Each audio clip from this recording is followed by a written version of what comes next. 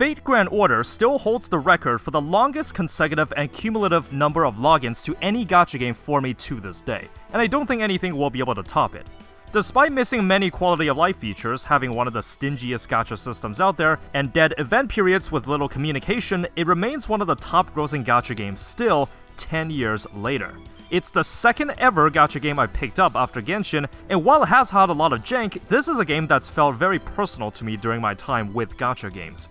I think there's many things you can critique about the game, and looking back at my original review of FGO 1 year ago, I do have some updated thoughts about it. Hi, my name is Psyche, and today I'm going to sort of react and analyze my own thoughts about the review I made last year, then see which parts I still wholeheartedly agree with, and some parts I would say that I was definitely a little biased in.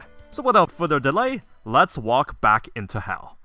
First, reinstall the game on my tablet and put in the account transfer code, as FGO-NA is still one of the few gachas that doesn't have an account system. Deal with the weird cropped borders since aspect ratios are way too hard to figure out for this small indie company. Go back to the familiar background music and would you look at that, the whole party's still here. So I began playing during the new year of 2022, and for a bit of confession, FGO to this day, strangely was the only gacha game I've played where I felt the most interconnected with the rest of the community and where I paid the most attention to the upcoming events. Maybe it was due to it being one of my first ever gacha games, or it was during a very turbulent part of my life where I actually had something to look forward to. I think now, having played many more gacha games, I will point to two games as being anomalies in the genre: FGO and Limbus Company. These two games have ravenously loyal fanbases, and despite some approaches to their designs that would have been considered a little strange, their following have held very strong over the years. I'll make that Limbus video at some point too, but now we'll focus on FGO. If you haven't watched the original review, I highly recommend it first. It's the longest video ever released on this channel, and I really don't care what anyone says, I'm very proud of what I made. Though I probably won't be crazy enough to make anything else like that again. This script was revised after the 10th JP anniversary was announced, so while the content is mostly focused on the global release, I will consider JP content. Also, to preface everything, I need to restate that just like last year's video, despite me having some strong ties to the game, I'm going to be fairly critical of FGO, and I understand that being one of the oldest gachas and having some extremely enfranchised fans, a critique of your favorite game is not a critique of you. Your relationship with any gaming company is purely transactional. If you've been a loyal player of the game and have made it part of your personality for some reason, this video is not a complaint against you. Becoming too enfranchised in a video game to the point of deflecting concerns and critiques when they're valid is, in my opinion, unhealthy and in some cases, dangerous. I don't wish to be a party pooper given the timing that this video is released, but if you genuinely enjoy FGO, then please continue to do so.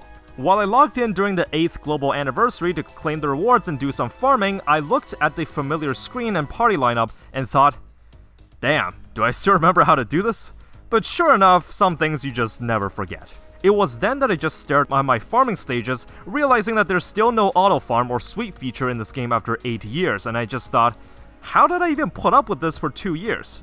I recorded some clips of me reacting and commenting to my review 1 year ago, and at times you'll hear me interject with commentary straight from the clips, followed by points where I will elaborate on this in the script. But first off, in the beginning of the video, I mentioned something about people reacting to my video.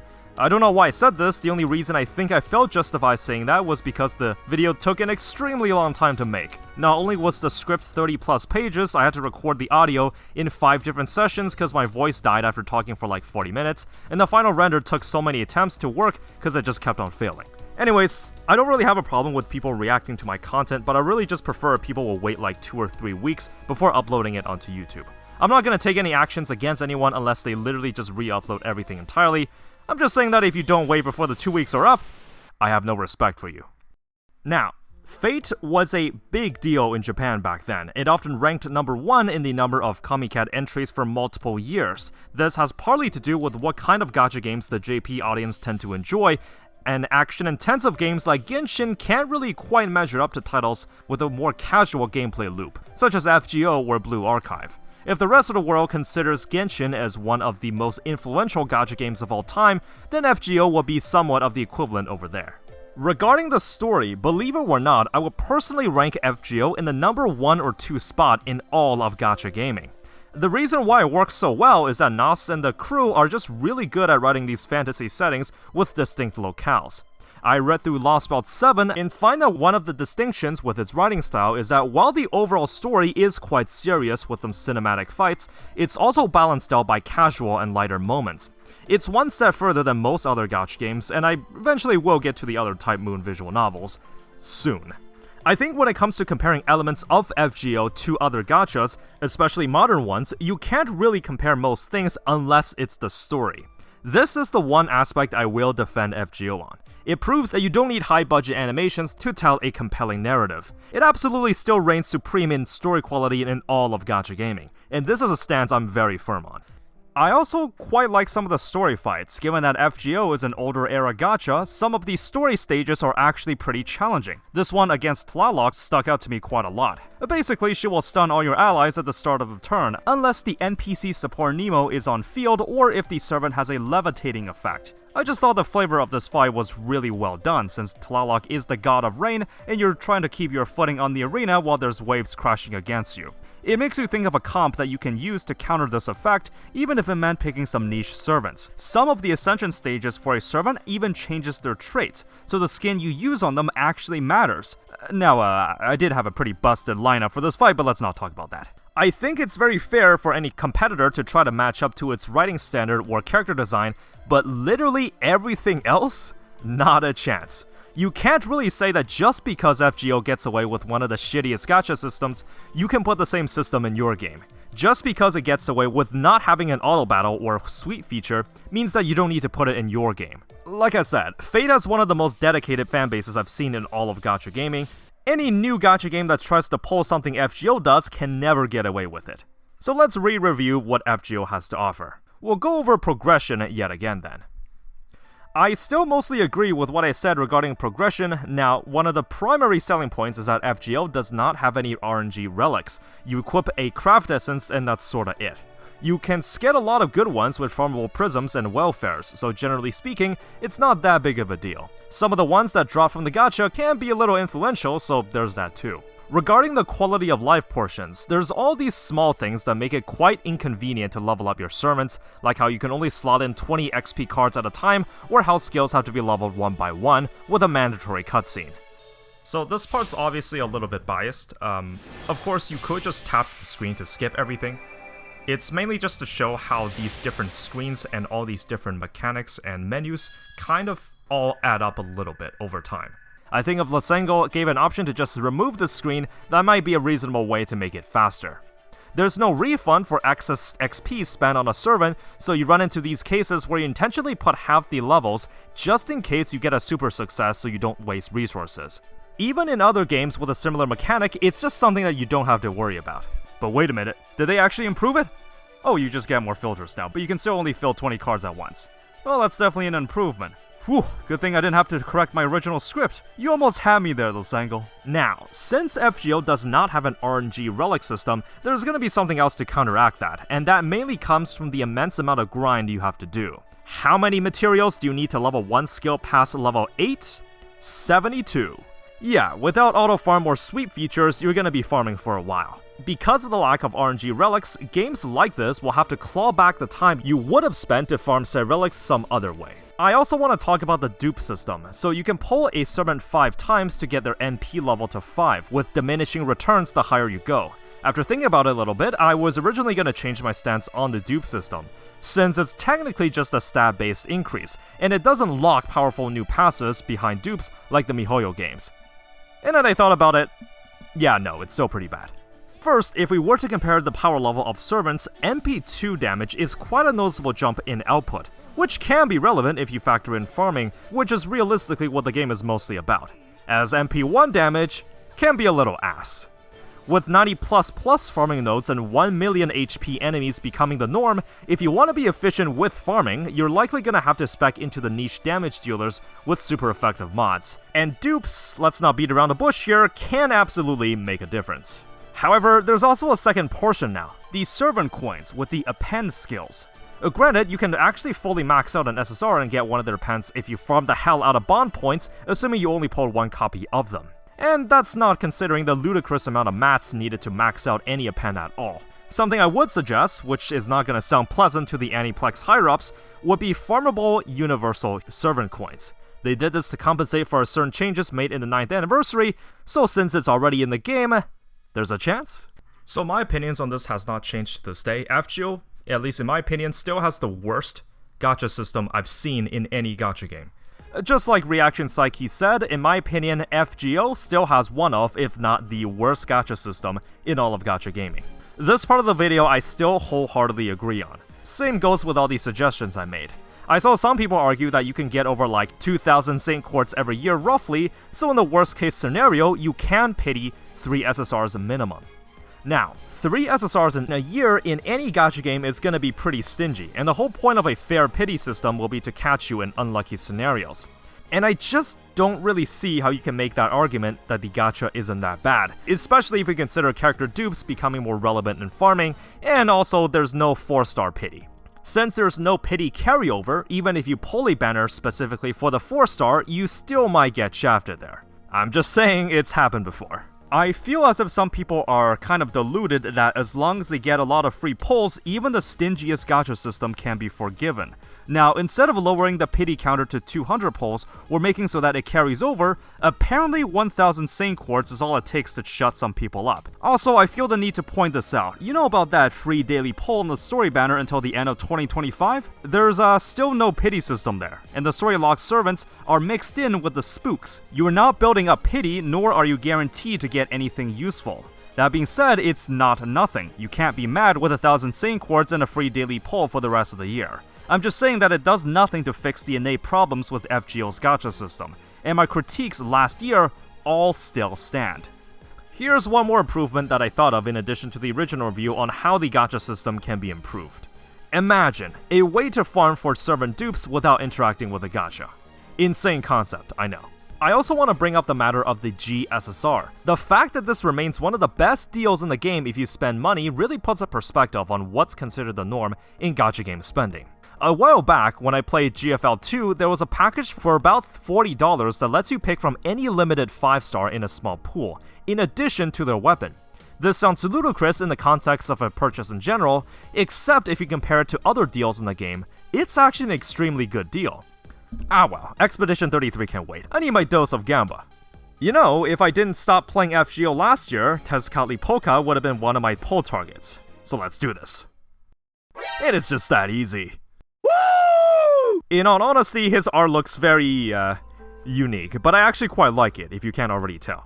I gotta say, FGO does take a lot of effort to preserve its lore. The game doesn't let you see Tez's third ascension until you reach a certain point in the story. They did this for Oberon in Lost Belt 6 too, but still, that's some dedication to the lore. Also, I just got this really cool idea for Lysango to make even more money from the GSSRs. What if they made it so that you can actually roll once on every GSSR banner, so that when you spend money to roll on one banner, only that banner disappears but the other ones are still fair game? Damn. Now imagine they announced this change during the anniversary to give off the impression that they're being generous. I know, genius idea. Moving on to presentation. Unfortunately, there weren't a lot of improvements made to the intuitiveness of the UI or the mechanics. Auto farm or sweeping still don't exist. I know some people pointed out that there is a third-party tool where you can let it farm stuff for you. I actually knew about it when I made the first review, except I didn't bother mentioning it as I really can't consider it to be part of the official game. That'd be like how modding fixes Skyrim because it patches the problems in the base game.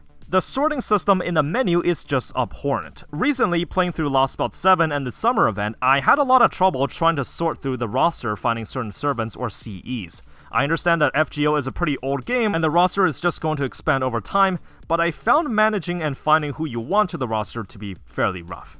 This entire filter is just very unintuitive. Like if I wanted to search for Fragment of 2030, if I didn't already have it maxed out, I'd have to scroll down on this incredibly convoluted filter and specifically search for star generation. A search bar would make it way easier, but you know, small indie company. I would say the FOMO and event scheduling bit has definitely improved over the past year. See, I actually knew that a lot of the systems will be added to NA this year, except I never really got to see them in person to really know its effects. I saw that I could pick up past welfare event 4-stars and CEs, so I immediately got Rider Kentucky and Golden Sumo. Again, I do have to give credit to FGO for giving welfare units for some events and a boatload of free CEs. That's just not something a lot of gachas do. I would have preferred if all past events were archived, where the player can just choose to download its assets if they want to play it.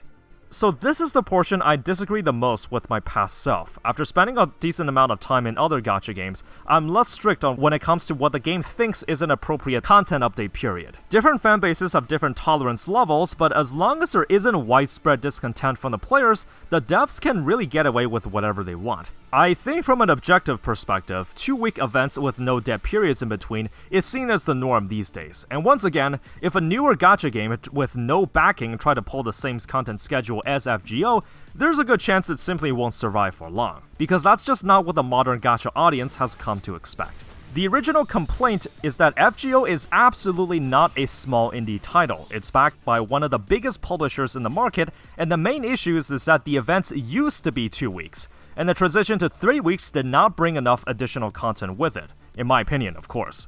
Granted, most of the content is in farming, since you have to figure out who your roster is best suited to tackle certain enemy lineups, and if you just want to use the more universal farming techniques, you can do that too.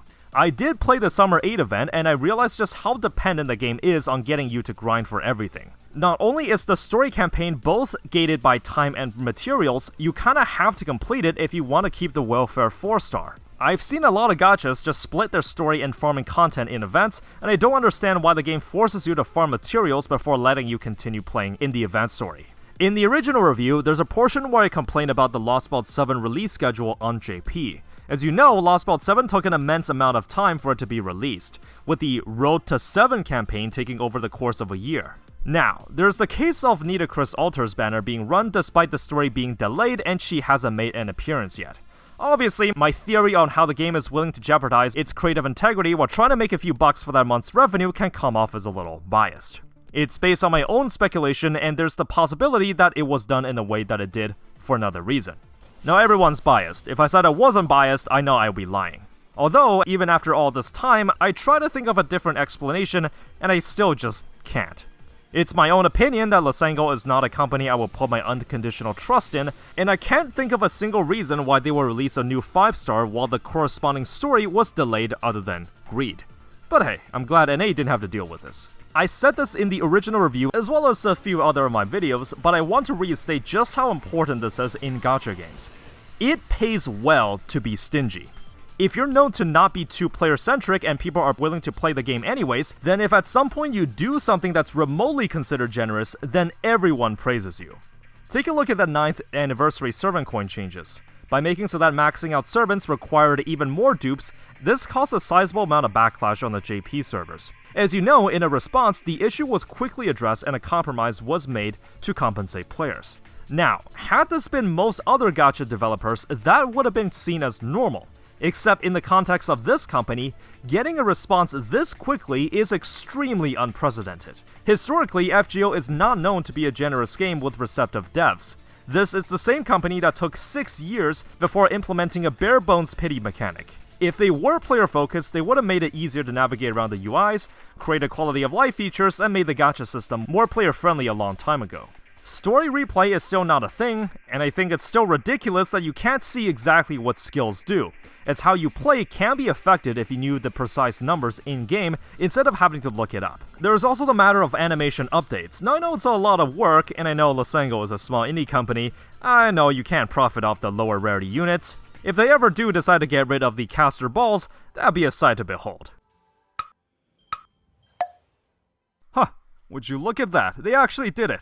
That's good. Keep that up, Lysango. Maybe someday my goat Leonidas will actually get some animations. However, one aspect I do have to give credit for is the buffing of older servants. Despite just being changes to their stats mostly, it is something that I do appreciate, and it makes pulling older units to be not as bad as their power levels can still rival that of newer ones. So good on them there. I would have liked for some really old units to enter the standard pool, but I don't think that's ever happening. I also want to address what I predict will be the future of FGO. Eventually, the Lost Belt arc will end, as there's already been 7 of them and the 4 Ordeal Call chapters are already run in JP. Part 2 is confirmed to receive an ending this year. The question then becomes, is the entire FGO storyline done, or is there going to be a part 3? My prediction is very simple. No way in hell does the story end here. If Nas doesn't write the story, someone else will. FGO is way too big of a cash cow to give up. How much closure will the Part 2 ending provide? Is it going to wrap up everything nicely so that Part 3 will get a fresh start, or will it leave bits of unsolved mysteries in order to string you along to continue playing for Part 3? Ending the story of any live service game is a dangerous endeavor. If the ending feels conclusive enough, a lot of players might just move on from the game, as they feel that the ending provided a lot of closure, and now that the show is over. The Ordeal Call chapters were announced extremely quickly after Lost Belt 7 was over. Oh, what's that? You thought this was the last chapter for Part 2? Nah, there's still some loose ends that need tying up. You gotta tune into the next couple years to find out what happens.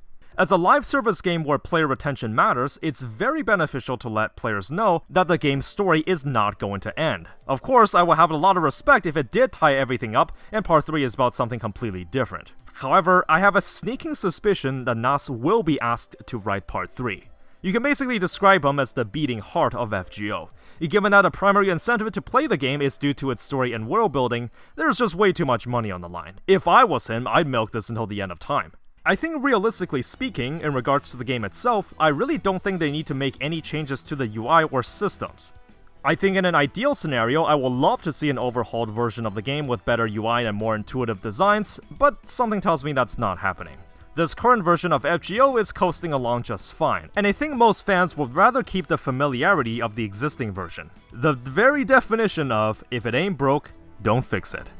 My final conclusion for Fate Grand Order is, great story and designs, kinda ass for everything else. Despite this, if Arc 2 ends in a conclusive way, I'll probably come back and go through the Ordeal Call chapters myself when they eventually finish Part 2 on the NA servers. I think it's all but guaranteed that a Part 3 will be released in the future, and with this train chugging along for 10 years already, the game will probably outlast every single gacha game out there, despite having one of the lowest budgets and missing a ton of modern features. Anyways, I hope you enjoyed watching this retrospective on my review a year ago. If you want to catch more highly specific analysis related to gacha games, you know what to do. For those who want to go the extra mile, you can support for what I do for as little as $2 on Patreon. Thank you for watching, spend moderately, and have fun out there.